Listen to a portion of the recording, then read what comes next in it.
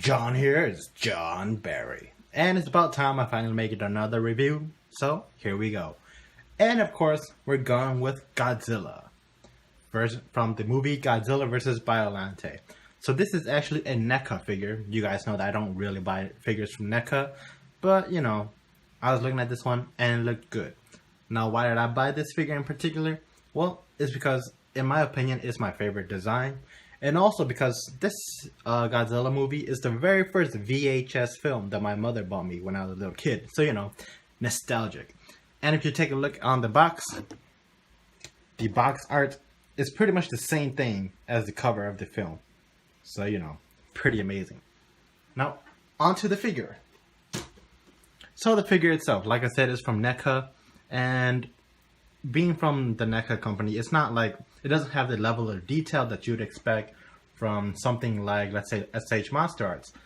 But that doesn't mean that the quality is bad. In fact, the quality has improved a lot. If you guys have bought any NECA figures from the past, you know that they were kind of middle of the ground to kind of low end. But this one, it actually looks pretty decent. So for the details, the coloring, it's all pretty good. There are some minor, small little detail here that are kind of bad. But overall, all the coloring is top notch. Now the design of it, like the construction and details, it's not as good as SH Monster Arts figures. For example, like the wrinkles here, it's not as concrete as you would find on an SH Figure Arts Monster figure. But it's there nonetheless. It's, you know, it's solid work. And also the paint job, like I said, is better now. And if you've seen older NECA figures, they had a kind of a glossy look to them, which I find unappealing. Now it's all matte, it's not shiny at all. It's just, you know, really good looking. So yeah, so the fins here are pretty good. They are made of a soft plastic, so they can kind of bend like that. So yep. Another thing that I like is that the mouth here, there's a hole in the mouth, so that fits the part right here of his atomic breath. So this is actually a pretty nice piece of accessory. I wish it was a little bit more transparent, kind of like in Bandai's figures, but you know, it's not Bandai. So yeah, it's still pretty good piece. So yep. So here, let's pull in a more detailed shot of the head. Moving all over. Like I said, it's a really good figure. The paint job and the different coloration, as you can see right there on the thighs and the legs, it's very good. Here's a look on the back.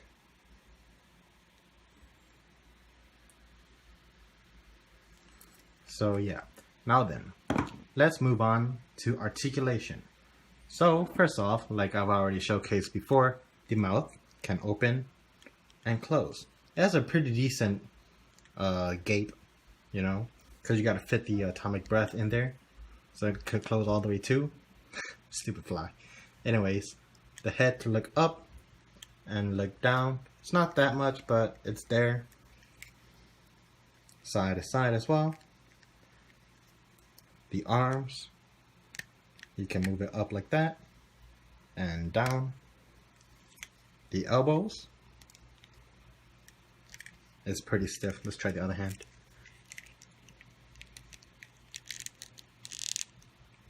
Like that. And up. Yeah, my figure is just very stiff. Now the wrists, you can turn them. You could bend the wrists, and as you can see, the hand can also open up too.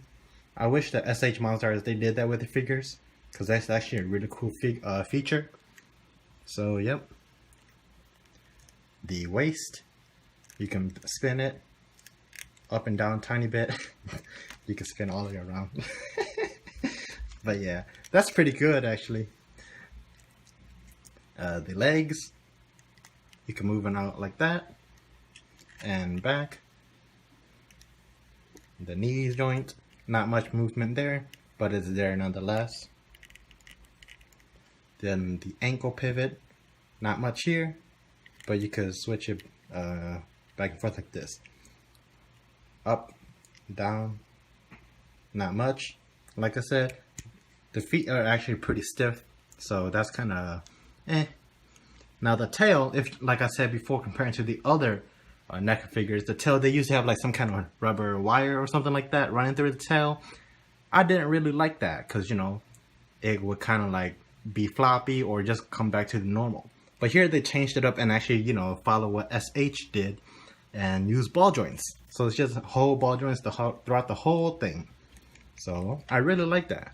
And I think that the tail in particular and just in articulation is pretty much up to the same thing as SH Monster Arts. Now for measuring. So this Godzilla stands at right around 7 inches. So now let's compare that to some other Godzilla monsters figures. So first off, we have SH Monster Arts Godzilla King of the Monsters.